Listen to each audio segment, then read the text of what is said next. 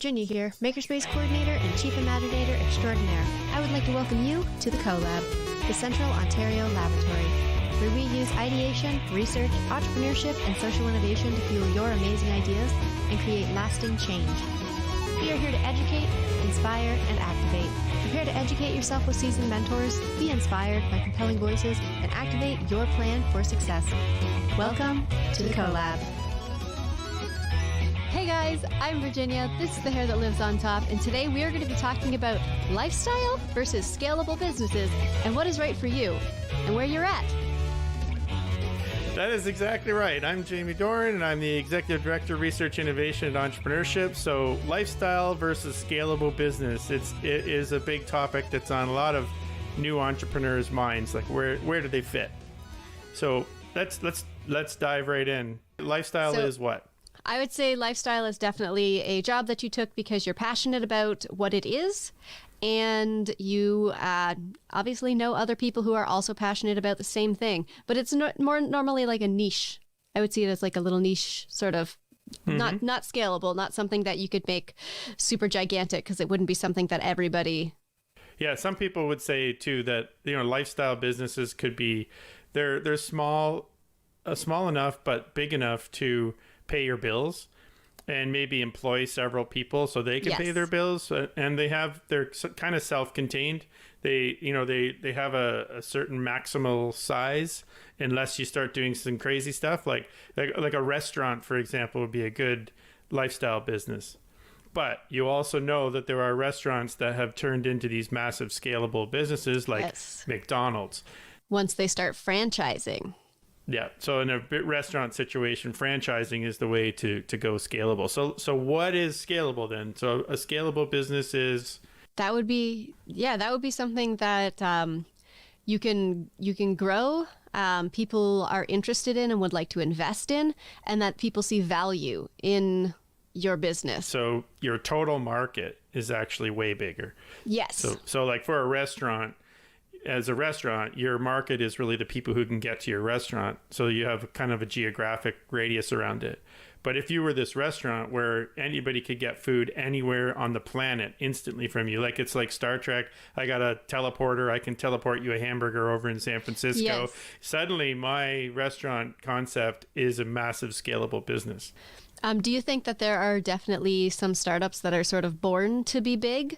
Like the idea starts and then the ball starts rolling right away with it? I do. I think if you're a sort of a thinker, an inventor, and you invent something cool that could really disrupt everything. It could be as simple as, you invented the paperclip and now everybody needs a paperclip and, they're manufactured everywhere and now I'm a billionaire. But it could be more sector specific. Like if I write some software or a software tool that is so useful, right? Then it can be plugged into several other programs. What is that sound? Okay. So you are indicating that it is time for the out of the box segment. It's time for out of the box. We almost got so carried away here, and then suddenly the box sound happened. So good news, I have the box right here. Woo!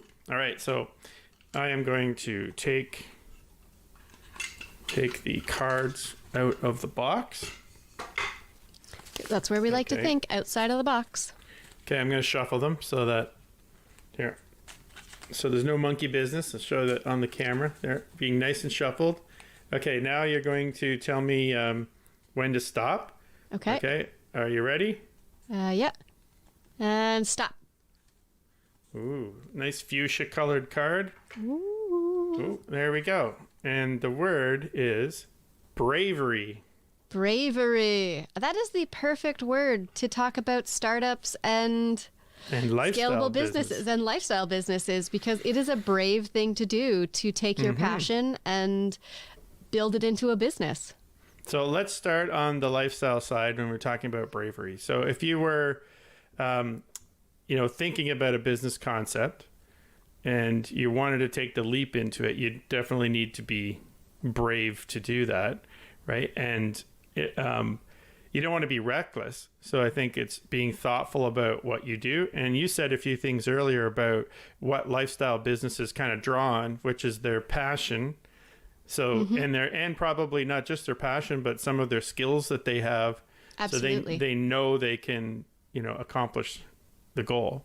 Yes. And I think that it is brave to, one, decide to start said business with your passion, and also start really putting yourself out there. So maybe for a lot of companies, especially with us flooding into this digital age, it was one of those brave things to do to take their step forward into the digital marketplace. That's right. And with lifestyle businesses too, the need to solve your immediate problems is like... sometimes it also takes the bravery to realize that perhaps the business idea that you had wasn't the most amazing thing, and maybe it's not going to be a profitable business. Mm-hmm. Yeah, that totally could be true. Where you suddenly realize, okay, I need to rethink this, or maybe I got off on the wrong foot. And I think that's something that being an entrepreneur is one of the big things, is having that, ability to be like, okay, this didn't work, but because you're an entrepreneur, you're like, but what about these other ideas that they have? So, yeah. So let's talk about something else on the scalable business side. All right. So we can all, if you think out there right now of like all the what you would think is a scalable business, an example of one, or a couple of different types of examples, like, you could probably name things like there's a lot of big manufacturers around here that are maybe sister companies of even bigger companies. So, those manufacturers may have started off as a small little company, like a machine shop, that then grows bigger and bigger and bigger, and their capability keeps growing and growing and growing. And then suddenly they're this massive, massive, massive company. So there's that kind of scalable company. And then there's some other ones, like if we look on the innovation side. So right now the world's got all these problems. We've got COVID, we've got climate change issues, and we've got energy problems. So we've got lots of smaller companies that are all trying to solve those problems. And most of those, because if they solve it, they will be a big scalable success, because absolutely, they're going to make a huge difference on all our lives. It's going to be a huge dent. Like, it's going to be a huge yeah. So my question is, that big manufacturer versus that small company that's got this solution, what do you think the difference is between those two types of companies? Oh, the difference? Or is there? I could say that there's probably a difference in how the employees work with their employer. So some people are just employees of the employer, and then at other smaller businesses, it's more of a community than it is like you're just a cog in the machine. I see. Yep. So I can see, especially with a lot of the manufacturing businesses that have started off small, a lot of them started off small, and they have their family businesses, and family members work there, and it's not just about the family members, it's people who are now considered family, basically. So I guess like what you're saying is that giant manufacturer has grown to a certain size where it has to have a lot of labor, and they may still have that innovation core, like they may be inventing new products and stuff like that, but generally 99% of the business is about pumping out the product, and not about necessarily inventing the next one. The small portion would be, whereas those smaller companies are solving things, every member of the team is part of like the super team who's developing that solution so they can get it out the door. Exactly. And I think that it gives you a little bit more opportunity at those smaller businesses to have those moments where you can have those very innovative moments where somebody's has been doing something for years, and then, a new guy comes in and they start working with them, and then they're like, wow, that's really neat. Like, I didn't realize you could do it that way. And they start changing the way that they have been building, let's say, so a really dynamic or something. Team structure. Exactly. Yeah, you're right. Like and if we're looking at the scalable side, when investors come in and look at a small company like that, that's exactly what they're looking for. They're looking to see if the team works together really well, whether they have all the right people in the right places, so that the company dynamic can scale quickly. And I think that's very important. From the pitch meetings that I have seen is, there's a focus now on introducing your team as well. Like, I started the business, but this is my team, and I need them. So interesting stuff, this difference between lifestyle and scalable company. And but let's, oh, do you hear that? Oh, what is that? Oh, I think we're doing it again. It's time for another out of the box. So you know how this works. They are already shuffled, so I will just flip through. Okay, and stop. Fruit hats. I would like to pitch to you my new business idea. I would like you to invest in my company of fruit hats. And you're saying, Virginia, why would anybody want fruit hats? You know why? Meals on the go. This is what I'm talking about. Healthy, fresh meals on the go. You can decide on the variety of fruits that you would like to have on it.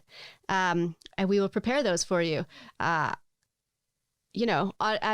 individual. If you have preferences to citrus fruits versus berries or something. So these hats would basically be built so that they have the shapes of the fruits ready to be set into place. So if you want to refill your fruit hat, you are able to go to your fruit bowl or give us a call. We can have some nice fresh fruit dropped off for you. You can refill your fruit hat and go on with your day. Oh, so it's almost like a grocery bag you can wear on your head.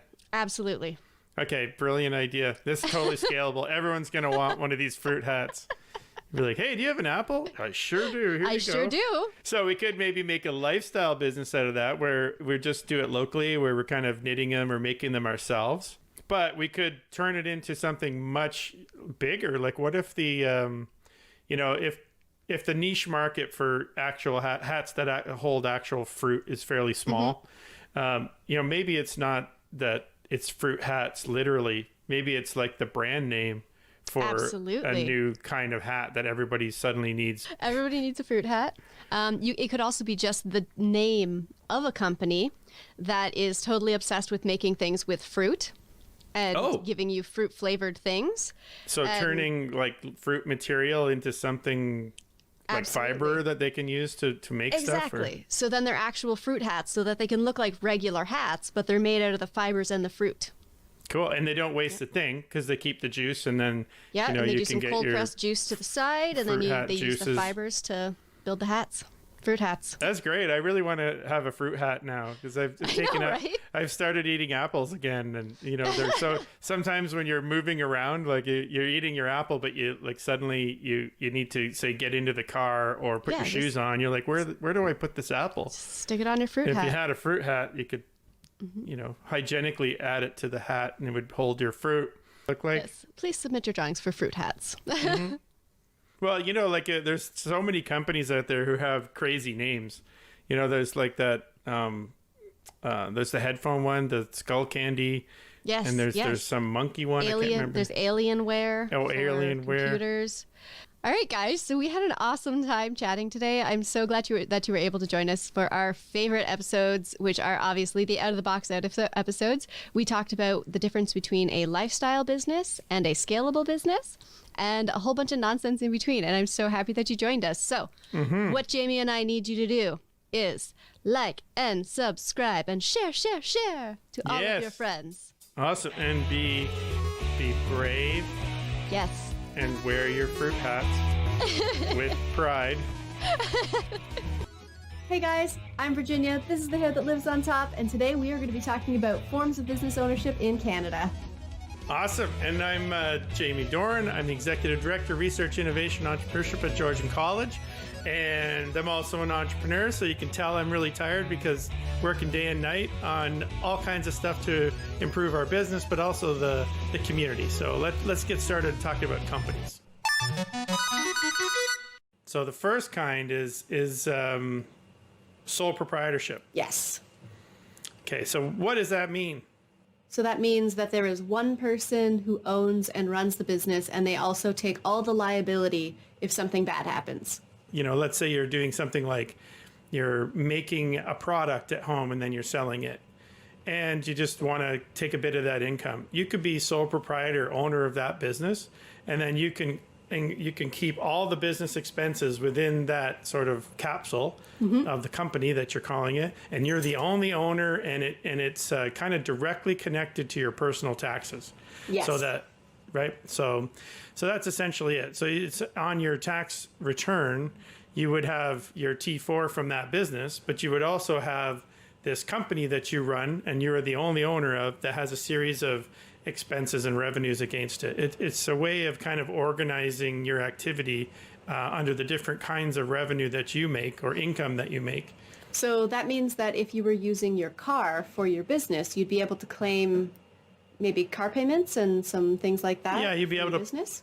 Yeah, that's right. So the costs of running the vehicle, but also part of your home. So Awesome. if you have an office in there, then you could claim part of your house as your office, or if you're storing materials or products in your house, you could have that as an expense as well. Okay, so we're on to partnership. So yeah, like if you were, let's think of an example. So if you just had a friend and you're both wanting to be clowns, and you're going to do a bunch of parties and you're going to do all these things, but you're kind of sharing everything. So you're sharing all the costumes, the makeup, the expenses, and you may have some individual expenses like your own travel or something like that. Okay. But overall, it's a lot of the stuff is shared. Then you might want to do a partnership, because then what it is you both say own 50% of this partnership, and then you can individually deal with your own income within the partnership. Okay. And you would pay your own taxes on your own thing. So it looks on your taxes, it looks a lot more like the sole proprietorship, but you get shared expenses from the partnership. And you would also have shared legal liability, correct? Yeah, that's right. So you have sometimes you have limited liability partnerships, which have a different legal structure. Yes, but those are mostly for lawyers and doctors and accountants.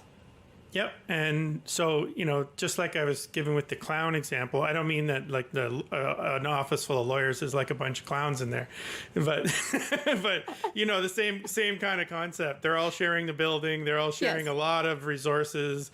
Usually they have like a reception person and that kind of stuff. So you would have a lot of shared costs. So it'd be better to do it under a partnership, but then I'm one of the lawyers and I do all this kind of work. So therefore this is all the income I make, but but part of the income goes into the partnership to help keep it going too. So Awesome. I would get my cut, and part of the profits could go back in to feed the business. I have been reading a whole bunch about incorporated businesses. Okay. I did not know that this was such a difficult thing to do. I thought you just picked your name, slapped an ink on it, and you're done. And as I was reading through, there are so many steps that you have to go through in order to make a business incorporated. Corporation, how do you start one? I found out that the most important thing to start with is making sure that you can actually get your corporate name. Yes, you have to do that. Yes, because I didn't realize that you have to search out and check records and make sure nobody else has the same name as you. And if you're going to have a name, you have to make sure that you have that name set as something that is has to do with something with the business. You can't say that you're, awesome airplanes, but you sell shoes. You can't you can't do that. Mm-hmm. Yeah, you got to stay within your area. And you can choose to either do it federally or provincially. So if you're just going to sell things within Ontario, then you can just do a provincial one. But if you want to go further than that, you can do them either separately as provincial ones, or you can go for the full federal incorporate. Yeah, that's right. And it kind of has to do with the difference between provincial and federal laws.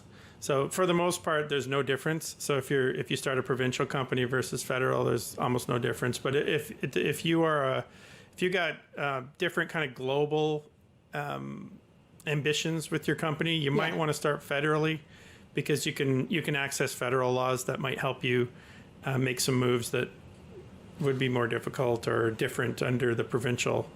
Can you laws. switch after you've become provincially? No. Okay.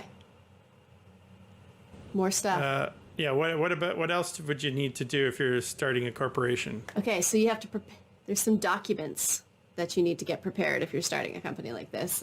You have to get your articles of incorporation. Do you know what those are? Yes. Yeah. What are they? For sure. So the articles are just all the different parameters around the way the shares are going to be created for the owners. I probably got this all wrong. What do you got? No, that's pretty much right. It's the rules and regulations that will govern the conduct of the company members and directors. So it's basically saying, these are the rules of what we are going to be allowed to do. These are our jobs that we are going to be doing. It lays out the officers, so it'll lay out like who is the president and treasurer and secretary. CEO, and all that and all those different roles, and then it can spell out if there are key employees and stuff like that. You can write that in there, and then if there's different kinds of shares, so there may be special or preferred shares, and then there may be different classes of those shares. Okay. And so we'll have details on how that works, and then also details on like if the corporation was to let's say make lots of money. How do you pay the shareholders? What order do you pay them in, and why? What about the notice of offices? So that's stating the location of the 2 required offices of your corporation, the registered office and the records office. Can those be the same place? Yeah. Mm-hmm. Yeah? So if I just said my basement, that would work? Yes. Awesome. And then the last one that I have is the memorandum. So setting out the rules of conduct of the company. So basically how your company is going to act. Yeah, I don't have one of those for any of my companies. No? But no, not really, no. We're going to act awesome. That's all we need to know. Well, I think probably, like, if I look through all our legal documents, we probably have a page in our articles somewhere that has this, that just says, we are going to follow all the rules of the laws of Ontario and Canada. Exactly. And we are going to act appropriately in business and be a good corporate citizen and that type of stuff. We're not going to be monsters. Yeah. What about the final one? The final one, though, is the cooperative form of business ownership. So the co-op. How does a co-op work? So a good example is there are some banks that are co-ops where as a user of the bank, you're also an owner and you have rights, you have voting rights. Meridian Bank is one for sure. Oh, Meridian, yeah. Yeah. But like co-ops can pop up sometimes where you have, let's say it's a manufacturing company. Okay. And there was an owner who started the company and built it all the way up, and then now they're getting old and they want to retire. And they're like, I don't have any children who want to take over the business, but they have some employees who say, we could do it. Yeah. So they may want to start a co-op. So they all kind of buy into the company. So you can buy in with cash or you can buy in with sweat equity. Okay. And so that you could say, I'm going to just work for this company, and part of my payment, like part of my wages are going to go into supporting the company and kind of buying shares as a nice co-op partner. What do you got there? Like you must have an actual definition. So a cooperative is a legally incorporated business owned and controlled by its members, which is what you mentioned. A cooperative is able to enter into contracts under its corporate name. Liability for individual members is a cooperative is limited to the extent of the value of shares held. So I guess the more shares you hold, the more liable you are. Yeah. Yeah. So that makes sense to me. If you have more control over the company, I would expect you to be more liable for said company. Okay. So today we have managed to talk about the 4 different types of businesses that are available in Canada, of business ownership. Sorry. So we've got sole proprietorship, which is just you owning the business. Then we have the partnership. It could be a general partnership, a limited partnership, or a limited liability partnership, like we talked about with the lawyers and whatnot. Mm-hmm. The third one is the incorporated business. Mm-hmm. And then the fourth one was the cooperative type of business, where you work with other people. Mm-hmm. So if you like this video, please like and subscribe and click all those buttons so that you can be notified when we post a new video. And please put some comments in. We try to do our best to cover this topic, and we'd love to hear what you thought and tell us about your business. Like if you've got one started and which class you fall in and what your experience was like. We'd love to hear that. Absolutely, that would be great. And I'd love to hear some really good stories out of those. Maybe some ones that involve some comedy would be nice. Like a lot of comedy would be nice at this point in the COVID.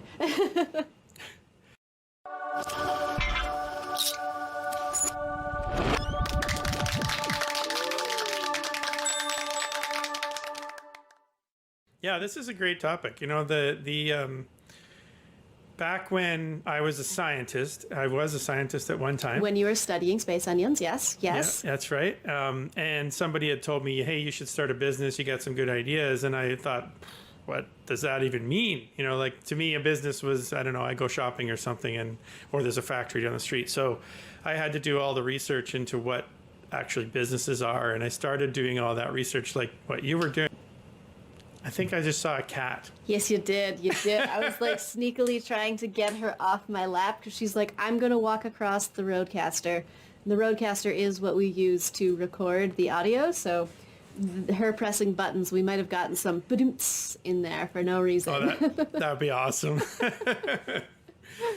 I have a little ending story we could talk about while we show the other videos or whatever on the end. So my funny story is that, remember I told you that first corporation, it was a sole proprietorship, then it became the Glass Allium Corporation, and then we raised some money on that. We ran that for 2 years and tried to get that going until it died. Then that corporation kind of sat idle for 7 years. So it's just a corporation with zeros on all the lines, every tax return for 7 years. Meow. And then, you know, we took that agricultural technology company and we turned it into a different corporation. We had the articles redone and we changed the name of that company. And so do you know what it became? What did it become? It became a toy and game company. So we took it from agricultural technology and we had it rewritten up. It's now forget about the garlic and all that. We're doing games and toys. So we started the Kaifax company, the toys and games that's company. Hilarious. Was that difficult to do? Like to change all the articles? No, was it easier than just starting a new company? It still costs $1,000, but yes, it's way easier than starting a new company. Awesome. Starting costs like $1,500. Some people say $750 if you do it on the cheap. You have to do some of it yourself, but you definitely want lawyers involved, so it's somewhere between $1,000 and $1,500 to start a company. Yes. Awesome. Okay, that's my crazy story. Agricultural company becomes toy company. Agricultural company becomes toy company. And that company still exists. It's back to idle right now. So first you were growing onions, and now you're helping people grow their minds with toys. Yes, and things. enjoy some fun. Yeah. Onions are fun. Onions are fun. They make food fun. That's their job. We should have just made a box with make it look like a game, but when you open it up, it's full of onions. It's just onions. Different types. Crazy different onion game. Of onions. It starts at your most spiciest onion, and then goes into like the milder flavors, getting down to Vidalia with the sweet onions. You're giving me ideas. I could invent that game. I would like a personalized onion box for Christmas. I'm just saying. Okay.